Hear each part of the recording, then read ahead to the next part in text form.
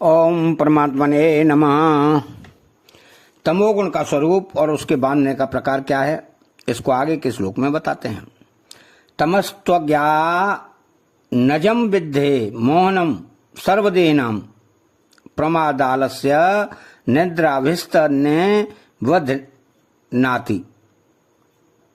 भारत।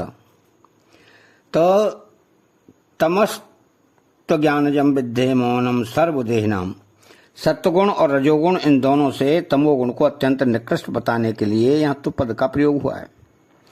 यह तमोगुण अज्ञान से अर्थात बेसमझी से, मूर्खता से पैदा होता है और संपूर्ण देहधारियों को मोहित कर देता है। अर्थात सत असत, कर्तव्य अकर्तव्य का ज्ञान, विवेक नहीं होने देता। इतना ही नहीं, यह सांसारिक सुख भोग और संग्रह में भी नहीं लगने देता, अर्थात राजस सुख में भी नहीं जाने देता। फिर सात्विक सुख की तो बात ही क्या है। तो वास्तव में तमोगुण के द्वारा मोहित होने की बात केवल मनुष्यों के लिए ही है, क्योंकि दूसरे प्राणी तो स्वाभाविक ही तमोगुण से मोहित है। फिर भी यहां सर्वदेहिनाम पद देने का तात्पर्य है कि जिन मनुष्यों में सत असत, कर्तव्य अकर्तव्य का ज्ञान विवेक नहीं है, वे मनुष्य होते हुए भी 84 लाख योनि वाले प्राणियों के समान ही हैं। अर्थात जैसे पशु पक्षी आदि प्राणी खा पी लेते हैं और सो जाते हैं, ऐसे ही वे मनुष्य भी हैं। तो प्रमाद आलस्य निद्राभिस्त निबध्नाति। भारत।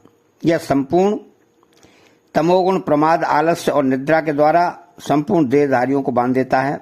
प्रमाद दो तरह का होता है। नंबर 1, करने लायक काम को न करना, अर्थात जिस काम से अपना और दुनिया का अभी और परिणाम में हित होता है, ऐसे कर्मों में प्रमाद के कारण न करना।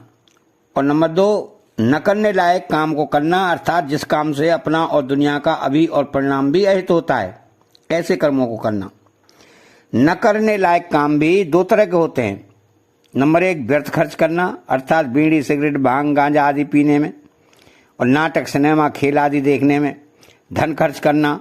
और नंबर 2, व्यर्थ क्रिया करना, अर्थात ताश चौपड़ खेलना, खेल कूद करना, बिना किसी कारण के पशु पक्षी आदि को कष्ट देना, तंग करना, बिना किसी स्वार्थ के छोटे छोटे पेड़ पौधों को नष्ट कर देना और व्यर्थ क्रियाएं करना।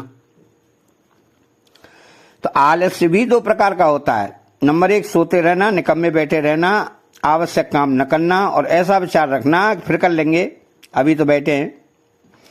इस तरह का आलस्य मनुष्य को बांधता है। और नंबर 2, निद्रा के पहले शरीर भारी हो जाता है, वृत्तियों का भारी हो जाना, समझने की शक्ति न रहना। इस तरह का आलस्य दोषी नहीं है, क्योंकि यह आलस्य आता है, मनुष्य करता नहीं। निद्रा भी दो तरह की होती है।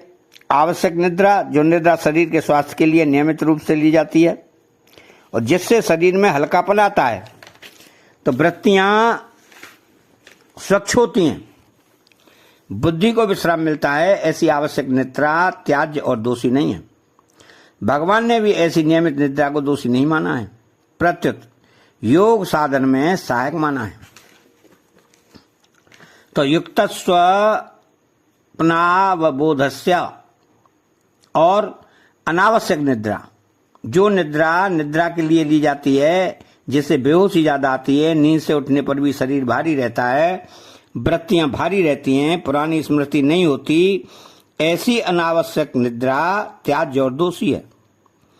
इस अनावश्यक निद्रा को भगवान ने भी त्याज्य बताया है। न चाहती स्वप्नशीलस्य। इस तरह तमोगुण प्रमाद, आलस्य और निद्रा के द्वारा मनुष्य को बांध देता है, अर्थात उसकी सांसारिक और ज्ञान की आसक्ति से तथा रजोगुण कर्मों की आसक्ति से बांधता है। अतः सत्वगुण और सुख संग और ज्ञान संग बताया और रजोगुण में कर्म संग बताया, परंतु तमोगुण में संग नहीं बताया, क्योंकि तमोगुण मोहनात्मक है। इसमें किसी का संग करने की जरूरत नहीं पड़ती, यह तो स्वरूप से ही बांधने वाला है।